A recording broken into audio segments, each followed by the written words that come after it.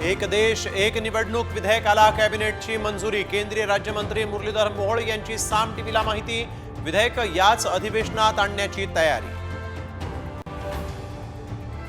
Uddhav ठाकरेंचा Devendra फडणवीसांना phone. मुख्यमंत्री झाल्यानंतर शुभेच्छा देण्यासाठी फोन केल्याची सूत्रांची माहिती।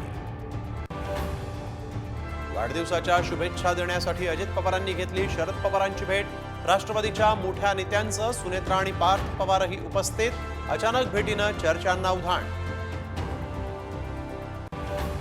महायुतीचा खातेवाटपाचा फॉर्म्युला ठरला। मुख्यमंत्री फडणवीसांची माहिती। भाजपला 20, शिंदे सेनेला 12 तर अजित पवार गटाकडे 10 मंत्रिपद येण्याची शक्यता। विषारी औषधांच्या विळख्यात सरकारी रुग्णालय। बीड नंतर पुणे नांदेडच्या रुग्णालयात सापडली बोगस औषधं। सरकारी रुग्णालयामध्ये रुग्णांच्या जीवाशी सर्रास खेळ। लाडकीला 2 ते 3 दिवसात डिसेंबरचा हप्ता मिळणार। माजी मंत्री सुधीर मुनगंटीवार यांची माहिती।